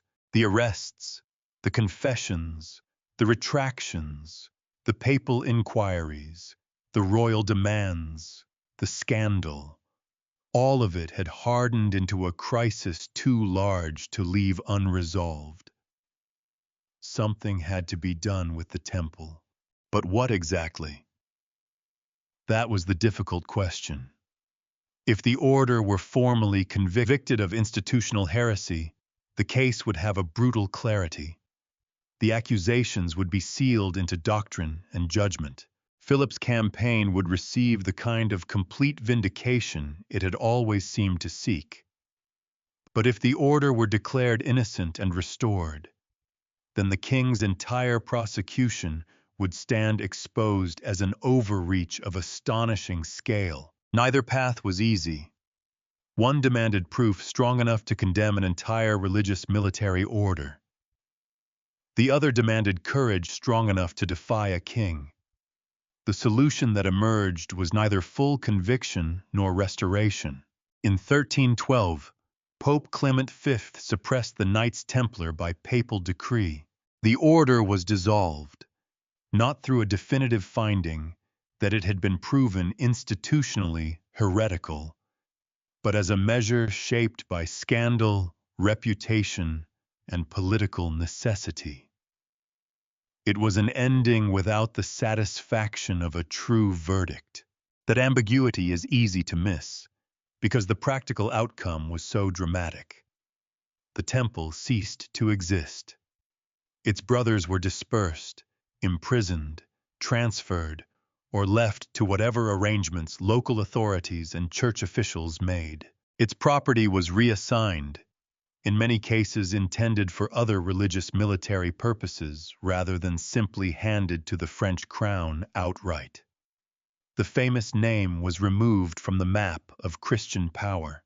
From the outside, dissolution can look like condemnation, but legally and morally, they are not identical. Clement's action allowed the papacy to end the crisis without fully granting Philip the clean institutional conviction his accusations implied. It acknowledged that the order's reputation had been damaged beyond repair, that scandal had become too great, that peace within Christendom required closure. Yet this was not the same as saying the original charges had been proven in the strongest possible sense. Here again, the Templar story refuses to become simple. The Council of Vienne was not a courtroom scene where truth finally stepped forward, cleared its throat, and settled the matter. It was a political and ecclesiastical gathering operating under extraordinary pressure. Philip was not a distant observer. His presence and influence loomed over the proceedings. The French crown had invested too much in the destruction of the temple to accept a gentle conclusion. Clement, meanwhile, had to preserve the appearance and authority of papal decision while navigating the reality of royal force. The result was a compromise that punished the institution more than it clarified the evidence. For the Templars, that distinction may have offered little comfort. An order can be destroyed by a careful formula just as thoroughly as by a direct condemnation. Men who had given their lives to the temple did not need a technical explanation to understand that their world was ending.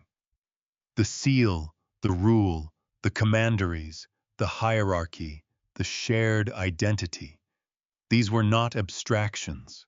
They were the structure through which their lives had made sense. When an institution disappears, it takes more than property with it. It takes a language of belonging, and yet the way it disappeared matters, because it tells us what the authorities could not quite prove, or would not quite say.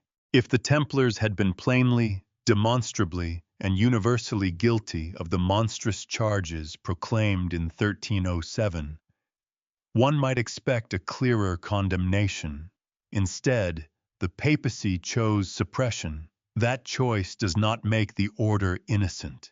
It does reveal that the official end rested on something more complicated than a triumphant demonstration of guilt.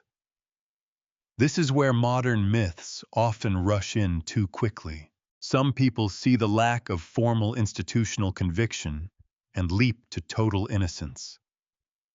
Others see the dissolution and assume total guilt. Both reactions flatten the record. The evidence points instead to a world where the order had become politically impossible to preserve. Its enemies had succeeded in making its continued existence feel dangerous, embarrassing, or destabilizing, even if the legal case remained troubled. Reputation had become a kind of verdict. That is one of the most sobering aspects of the Council of Vienne. It shows how institutions can be destroyed not only by what is proven, but by what can no longer be publicly carried. The temple's name had become too heavy. Every attempt to defend it risked sounding like indifference to heresy.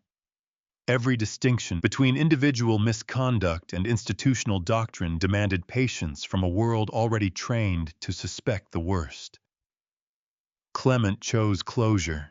Perhaps he believed that closure would prevent greater damage to the Church. Perhaps he believed the Templars were compromised enough that survival was impossible. Perhaps he lacked the strength or support to resist Philip more openly. We should be cautious about claiming certainty where the evidence leaves room for mixed motives, but the visible outcome is clear enough. The Pope ended the order without giving the case the clean conviction that public memory later assumed. That is why the phrase, "end without conviction," is not a technical loophole. It is the moral shape of the event. The Templars were ruined, but the proof did not stand as firmly as the ruin, and this imbalance helped create the afterlife of the story. People can accept a harsh sentence more easily when the judgment feels complete. The Templar case left behind too many loose threads: coerced confessions, papal absolution, political debt, a king with obvious motives, a pope under pressure, a council that suppressed rather than definitively condemned. The institution was gone, but the questions remained alive. That is fertile ground for legend. A clean verdict closes a door.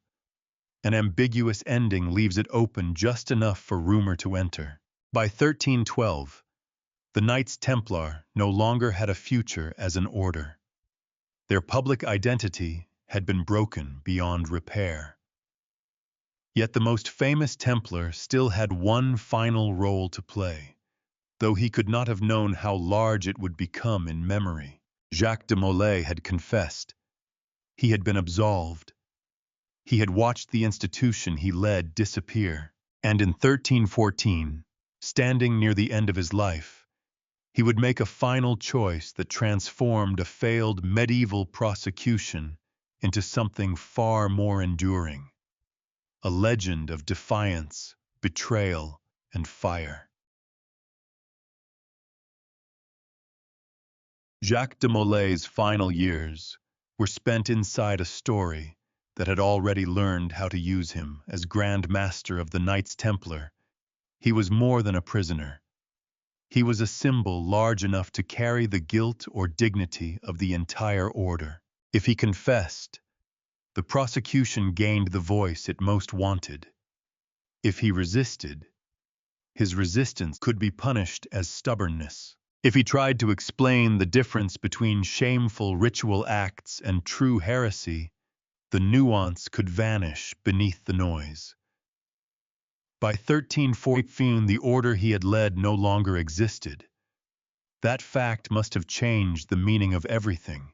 When de Molay first faced the accusations, he may have believed that survival was still possible. Survival for himself, for his brothers, for the institution whose white mantle had once carried a kind of terrible prestige.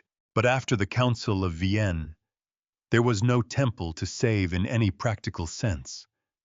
The structure was gone. The name had been suppressed. The future had been taken away. All that remained was memory. And memory, in the Middle Ages, was not a soft thing. To die as a confessed heretic was to leave behind a stain that reached beyond the body.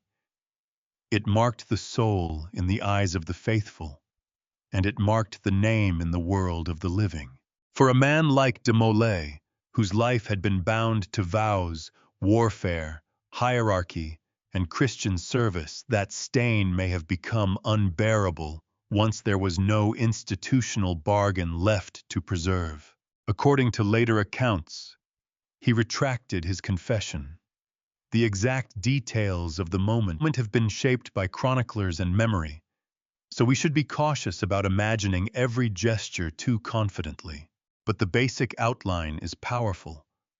De Molay, expected to confirm his guilt publicly, instead declared the order innocent of the gravest charges, or at least denied the heresy that had justified its destruction. His reversal was not treated as a philosophical statement. It was treated as relapse. In the logic of heresy proceedings, a relapsed heretic faced the harshest end. De Molay was burned in Paris in 1314, along with Geoffroy de Charnay, another senior Templar. The scene later tradition places on a small island in the Seine has become one of the most famous images in Templar history. The old Grand Master in the flames, refusing to let his last public words belong to the prosecution. We should pause over what his defiance can and cannot prove. It does not prove that every Templar was innocent.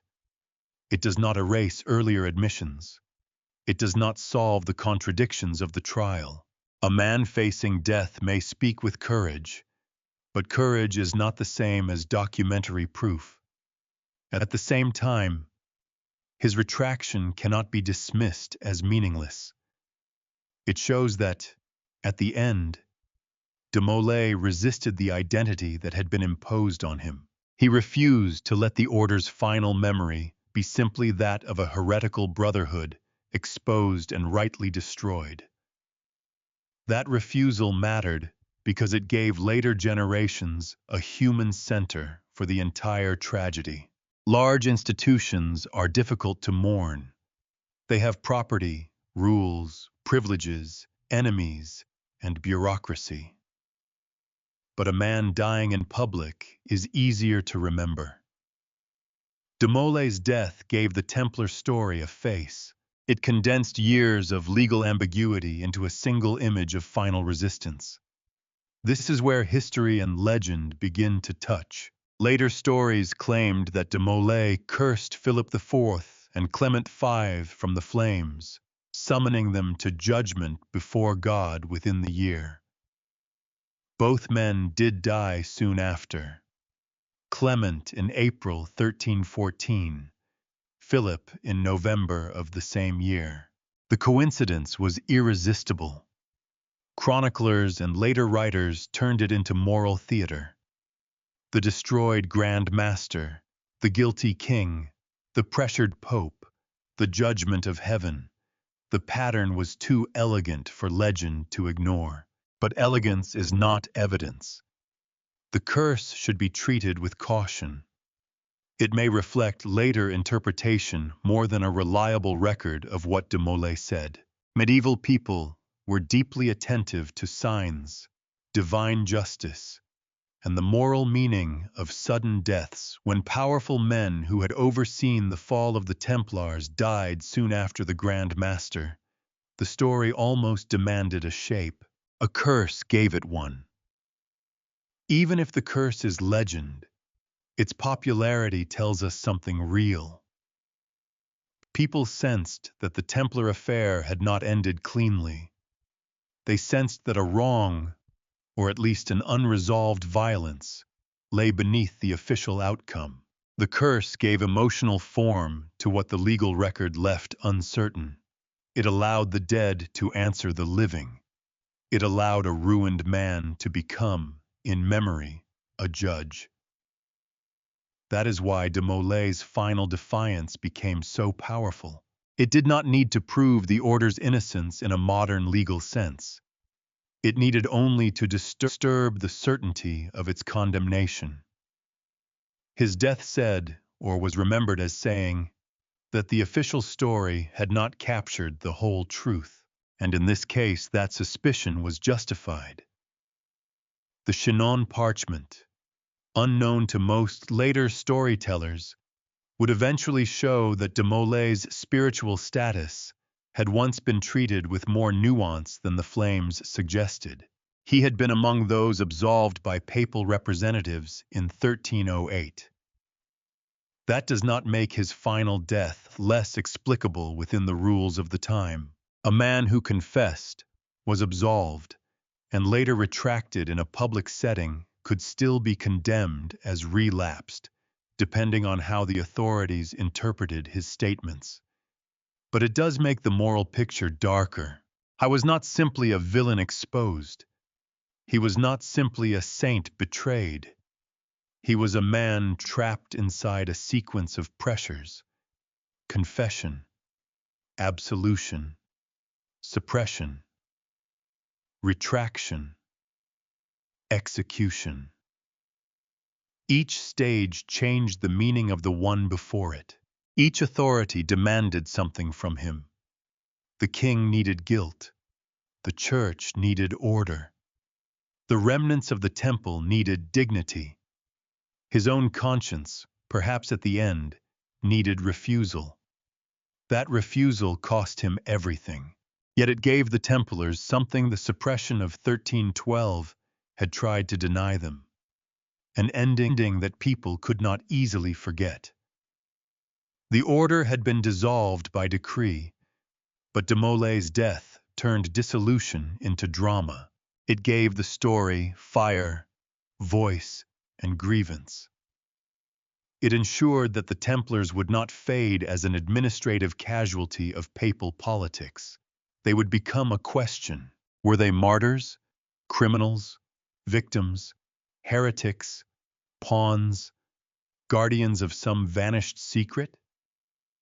The historical evidence supports some answers better than others, but de Molay's death kept all of them alive in the imagination. It made the gap between formal outcome and moral certainty impossible to ignore. In the end, Jacques de Molay's final defiance did not save the temple. It saved the mystery. The Knights Templar did not disappear when the order was dissolved. They changed form. Before their fall, they had been a military religious institution with estates, rules, officers, debts, privileges, failures, and enemies. After their fall, they became something far more flexible: a myth. And myths can travel where institutions cannot. They do not need commanderies. They do not need papal approval. They do not even need evidence to remain alive. They need a wound in the story, a place where the official explanation feels too narrow for what people sense has happened. The Templar affair left exactly that kind of wound. The trial had produced accusations too dramatic to forget, but evidence too troubled to satisfy. The order had been suppressed, but not definitively convicted as institutionally heretical in the clean way many later summaries imply. Its leaders had confessed, repented, been absolved, retracted, and in some cases died under the charge of relapse. Its wealth had been seized and redistributed. Its name had been stained. Its final Grand Master had burned in Paris, and soon after, the Pope and King associated with the order's destruction were dead. No storyteller could resist that material for long. The first myths did not need to be elaborate. They only needed to make emotional sense of an unresolved collapse. If the Templars had been destroyed unjustly, perhaps God had judged their destroyers. If their wealth had vanished from ordinary view, perhaps they had hidden treasure. If their ceremonies had been secret, perhaps the secrets were greater than anyone admitted. If their organization had stretched across borders, perhaps it had not truly died at all. Each uncertainty became a doorway. Over time, the Templars became linked to hidden riches, buried relics, lost knowledge, secret brotherhoods, underground survival, and curses laid upon kings. Later centuries would attach them to stories and systems they could not possibly have recognized in their own time. Some of these legends are entertaining. Some are imaginative. Some are built from tiny historical fragments, inflated far beyond what they can bear. Many tell us less about the medieval Templars than about the anxieties and desires of the people retelling them. That does not make the myths useless. It makes them evidence of a different kind. A legend is not always a good record of what happened, but it can be a very good record of what people needed the past to mean. The Templar myth grew because the official ending felt morally incomplete. The order had been too famous to vanish quietly, too wealthy to avoid rumors, too secretive to escape suspicion, and too ambiguously condemned to let the imagination rest. The treasure legends are a perfect example. The Templars had handled money and property across Europe. They had operated financial services for rulers and pilgrims. They possessed estates, strongholds, and movable wealth. When such an institution collapses under sudden arrest, people naturally ask where everything went. Some assets were documented and transferred, often toward other military religious purposes. But the idea of hidden treasure proved far more durable than the administrative reality. It had everything a legend needs: secrecy, wealth, betrayal, and a missing ending. The problem is that treasure can mean almost anything once rumor takes over. It might mean coins, relics, documents, sacred objects, forbidden texts, or symbolic wisdom. The less evidence there is, the more spacious the claim becomes. A locked chest is interesting. An invisible inheritance of secret knowledge is much harder to disprove and therefore much easier to keep alive. This is where the Templars moved from history into cultural imagination. They became useful writers, conspiracy theorists, political movements, occult enthusiasts, fraternal organizations, and popular entertainment all found different Templars to borrow. Sometimes they were noble victims of tyranny. Sometimes they were guardians of ancient mysteries. Sometimes they were sinister manipulators. Sometimes they were misunderstood warriors. Sometimes they were simply a convenient medieval logo for anything involving secrets and swords. The real order could never have contained all these versions, but the dead order could. That is one reason Templar mythology became so expansive. The institution was gone, so it could no longer correct anyone. Its archive was scattered.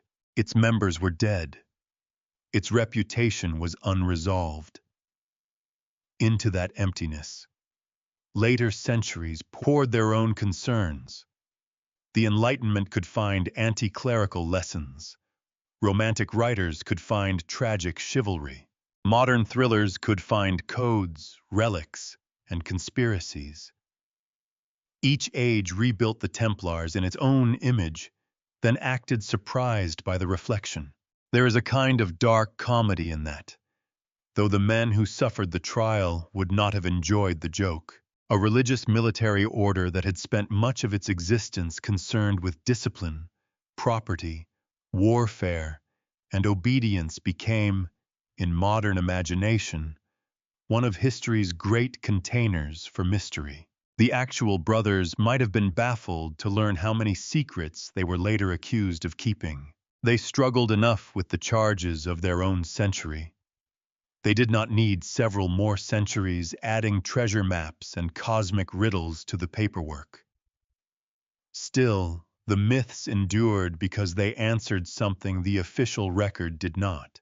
They gave the fall of the Templars a sense of hidden proportion, a destruction that large, that sudden, and that morally blurred seemed to demand a deeper reason. Greed and politics felt too small for some audiences, even though greed and politics have ruined plenty of things without needing supernatural assistance. The idea of a secret made the catastrophe feel worthy of its drama, but the Chinon parchment changes how we should think about the myths. It does not confirm them. It explains why they grew. The parchment shows that the official memory of the Templars was incomplete.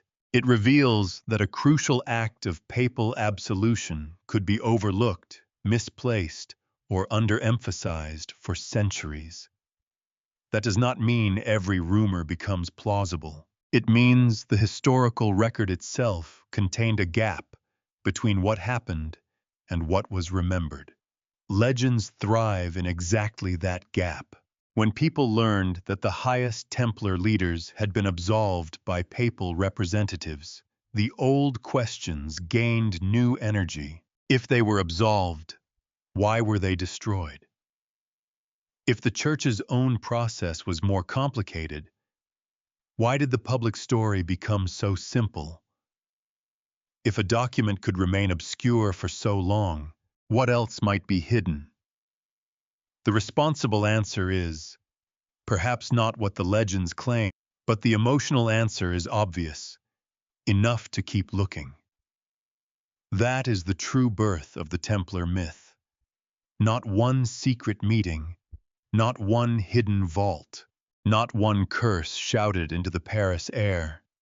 It was born from the mismatch between the scale of the destruction and the uncertainty of the proof. It grew because the men who destroyed the order left behind an ending that felt powerful but not fully convincing. The Templars lost their trial in the world of politics. They won their afterlife in the world of doubt. And doubt, unlike an order of knights, is very difficult to suppress. The Chinon parchment returned to the story without drama. No one found it behind a false wall. No coded map led to it. No secret brotherhood guarded it beneath a chapel floor. Its rediscovery was far less theatrical, and for that reason, much more believable. It was an archival event. Careful eyes, patient work, old catalogs, and a document that had not been understood in its proper place for a very long time. In 2001, historian Barbara Frail identified the parchment in the Vatican archives and recognized its significance for the Templar trial.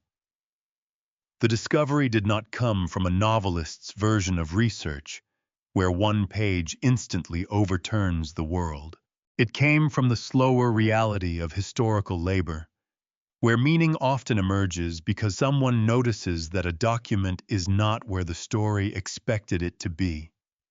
There is something fitting about that. The Templar affair had always been a struggle over records.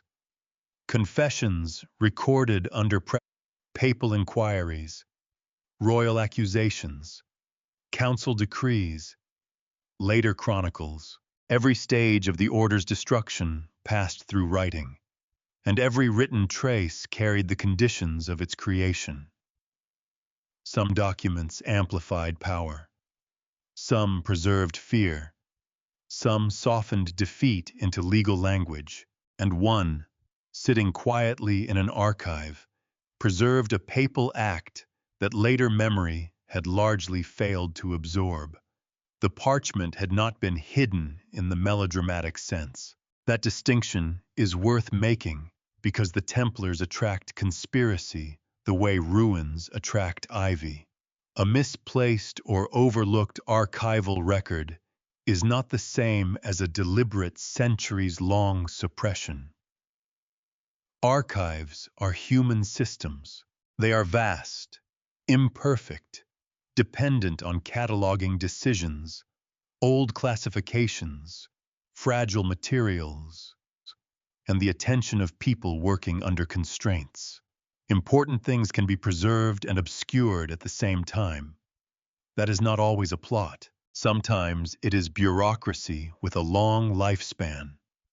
And in this case, bureaucracy did something strangely poetic. It kept the documents safe. The same administrative world that failed to make the Chinon absolution central to public memory also allowed the parchment to survive long enough to complicate that memory. The archive forgot and remembered at once. It did not speak for 7 centuries, but it did not destroy the page. When Frahl brought the document back into scholarly attention, the conversation around the Templar trial shifted, not because historians had suddenly learned that politics mattered, or that Philip IV had motives, or that the evidence was problematic. Those issues were already part of serious discussion.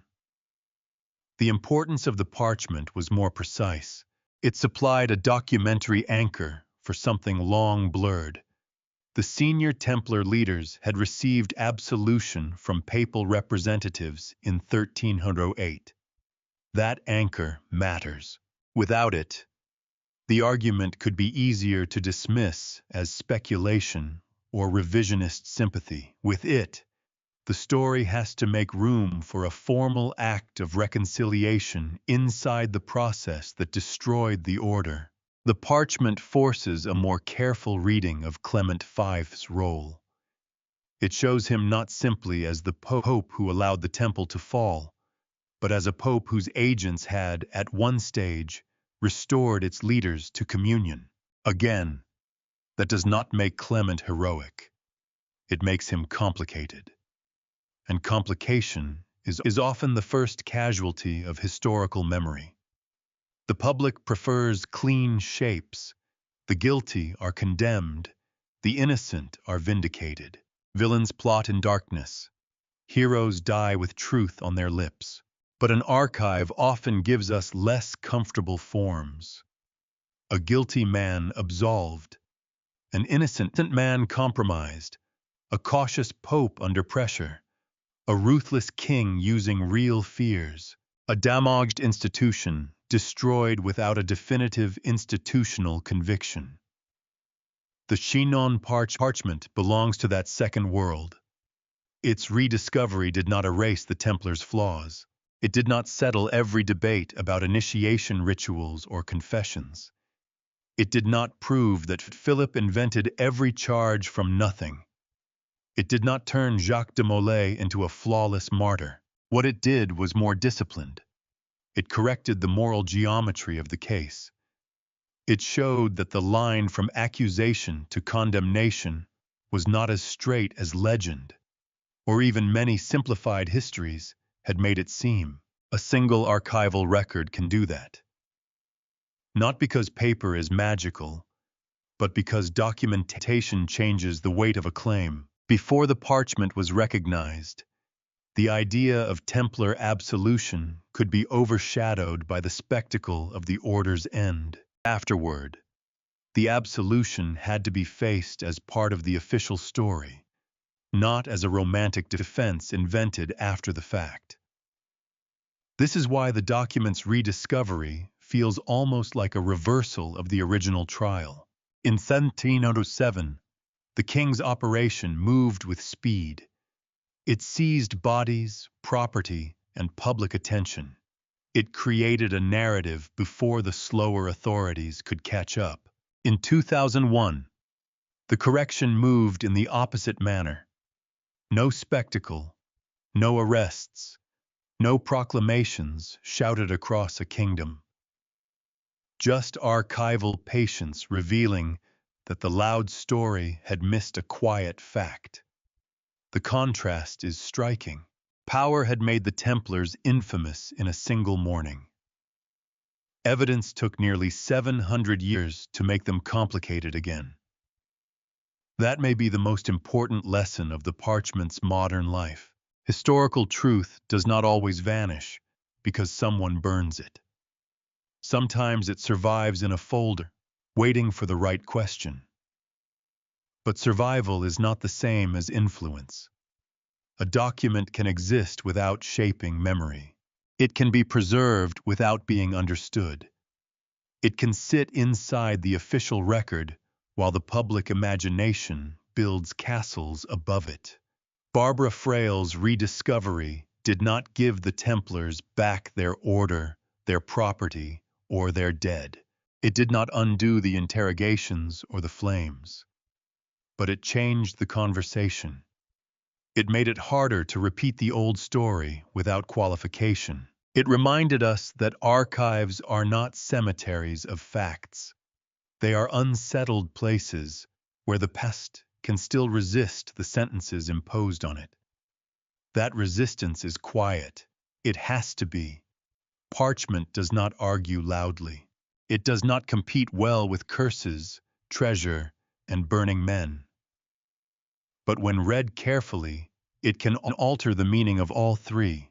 The Chinon parchment returned as a misfiled memory, and like many memories recovered late, it did not restore innocence so much as reopen responsibility. Responsibility for how the trial was conducted. Responsibility for how power shaped evidence. Responsibility for how later generations repeated a simplified verdict because it was easier than living with the ambiguity. And once that memory returned, the central question became harder to avoid. Were the Templars innocent? Were they guilty? Or were they something history often struggles to name clearly? Flawed men and a flawed institution, sacrificed by forces that needed their destruction more than they needed the truth.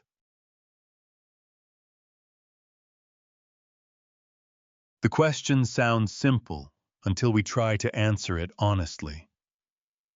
Were the Knights Templar innocent?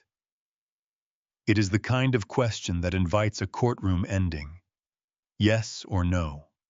Cleared or condemned. Victims or villains. But the deeper one travels into the Templar affair. The less useful that simplicity becomes. The Order's fall was not a clean moral fable. It was a collision of flawed men, damaged institutions, frightened testimony, royal ambition, and religious law trying to operate under political siege. So perhaps the better question is not whether the Templars were innocent in some perfect sense. It is whether they were destroyed for what they truly were. That is much harder. The Templars were not modern heroes in medieval costumes. They belonged to a world of crusade, hierarchy, violence, privilege, and obedience. They owned property. They guarded status. They operated with secrecy. Their members were not all saints, and their institution should not be treated as if a white mantle could launder every abuse or failure. It is entirely possible that some internal practices were improper, humiliating, or spiritually reckless. It is possible that some brothers experienced initiation rites that later, under interrogation, became the raw material for scandal. But acknowledging imperfection is not the same as accepting the prosecution's grand design. A flawed order is not automatically a heretical order. A disturbing custom is not automatically a secret doctrine. A confession under fear is not automatically truth.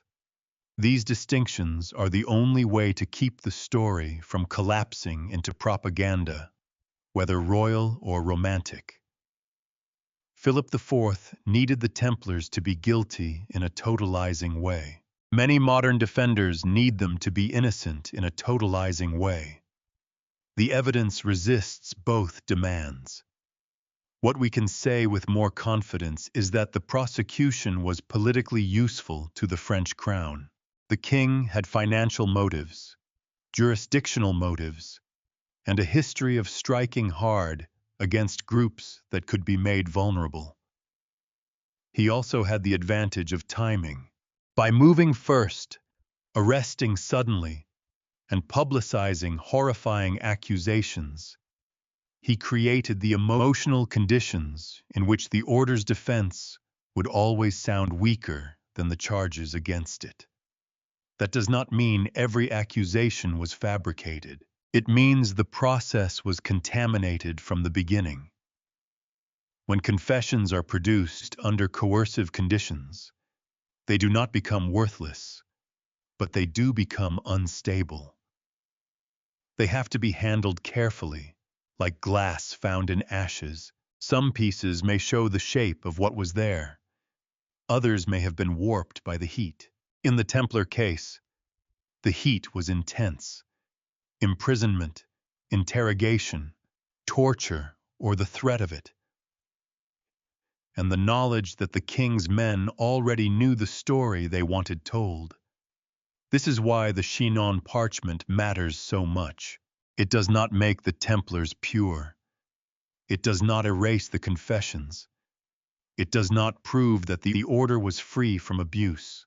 But it shows that the senior leaders, after being questioned by papal representatives, confessed certain faults, repented, and were absolved. They were restored to communion with the Church. That is not a small correction. It changes the moral shape of the fall.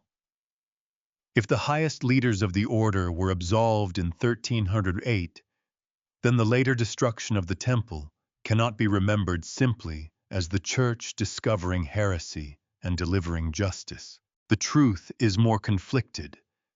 Papal authority recognized repentance and reconciliation, while political pressure continued to push the institution toward extinction. The leaders could be spiritually received while their order was publicly ruined. That is not innocence, but it is sacrifice. Not sacrifice in the clean, noble sense of a martyrdom untouched by ambiguity. Sacrifice in the older, harsher sense. Something placed on the altar because a larger order of power required it. The Templars became the thing that could be destroyed, so that Philip's authority, the appearance of religious purification, and the resolution of a dangerous scandal could move forward. They were useful dead, or at least useful dissolved. Clement V's role remains one of the most uncomfortable parts of the story. He was not simply the king's shadow, but neither was he the heroic defender the Templars needed. He investigated, hesitated, and preserved traces of nuance. Yet in the end, he suppressed the order. Perhaps he believed its reputation could never recover. Perhaps he feared a political rupture with France. Perhaps he thought the institution had become too compromised to survive, even if the proof of institutional heresy was insufficient. The record does not let us turn his mind into a confession, but it does let us see the outcome. The order vanished. The king's campaign largely succeeded. The papal record retained a quieter truth that did not control the public result. That is the pattern we keep finding in this story. Truth present, but not powerful enough. It would be comforting to say that history eventually corrects itself. Sometimes it does, in small ways. A document is found, a verdict is reconsidered, a simplified story becomes more careful. But correction is not resurrection. The men interrogated under pressure did not get their years back. Jacques de Molay did not step out of the flames. The order did not reassemble because a parchment clarified what had happened at Chinon. Historical justice, when it comes late, often arrives as understanding rather than repair. So where does that leave the Templars? Somewhere between the extremes. They were probably not the pure guardians of innocence imagined by romantic legend. They were also not the monstrous secret church described by their most hostile accusers.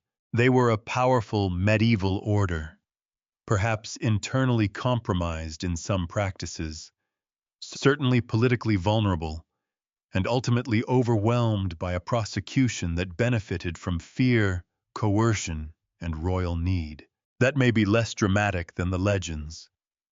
It is also more disturbing, because if the Templars had been wholly innocent saints, their destruction would be easy to condemn from a distance. If they had been wholly guilty conspirators, their destruction would be easy to justify. But if they were flawed men, destroyed through a process more corrupt than the institution it claimed to cleanse, then the story becomes harder to put away. It becomes a warning. Not about secret societies, not about treasure, not even only about medieval kings and popes. It is a warning about what happens when accusation becomes useful before evidence becomes clear. When institutions under pressure choose closure over truth. When public fear makes nuance look like betrayal. When a legal process begins to serve the outcome it was supposed to test. The Templars were innocent of some things, guilty perhaps of others, and sacrificed in the way history often sacrifices the inconvenient, not by proving every charge, but by making survival impossible. That is the verdict beneath the verdict, and it is why the Chinon parchment still matters.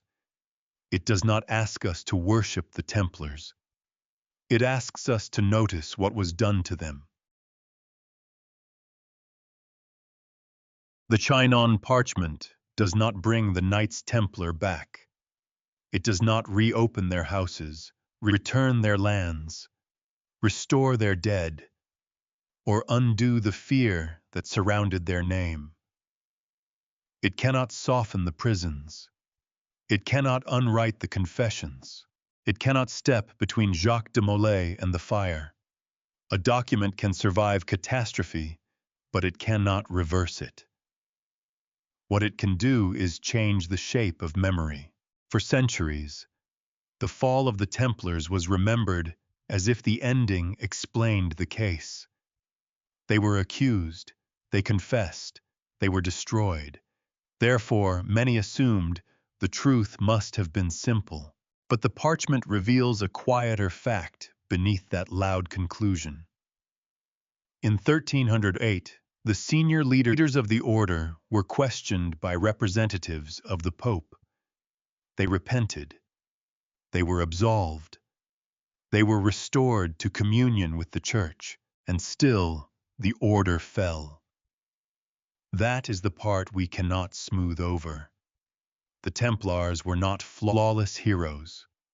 Their world was violent, hierarchical, and deeply foreign to us.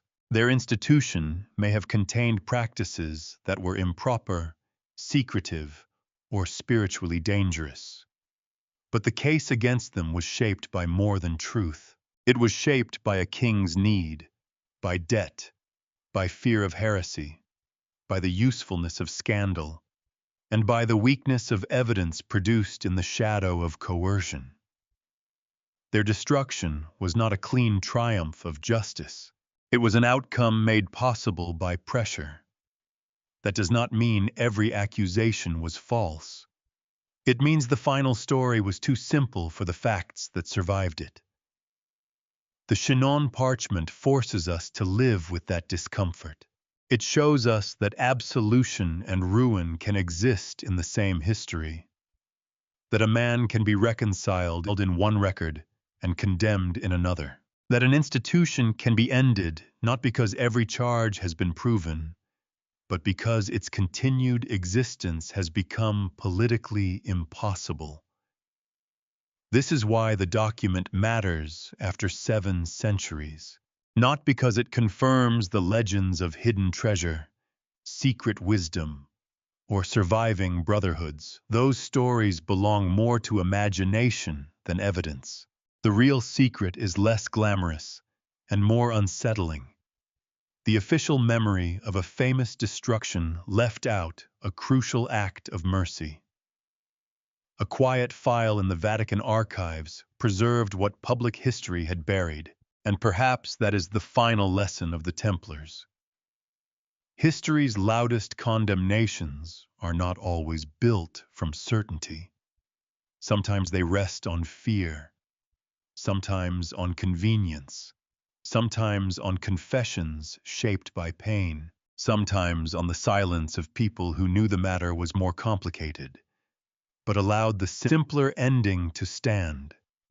The Chinon parchment does not declare the Templars innocent saints. It does something more valuable. It returns them to the uneasy human world, where guilt and innocence are not always distributed cleanly, where power can speak louder than evidence, and where a verdict can survive for centuries before a forgotten page begins to question it.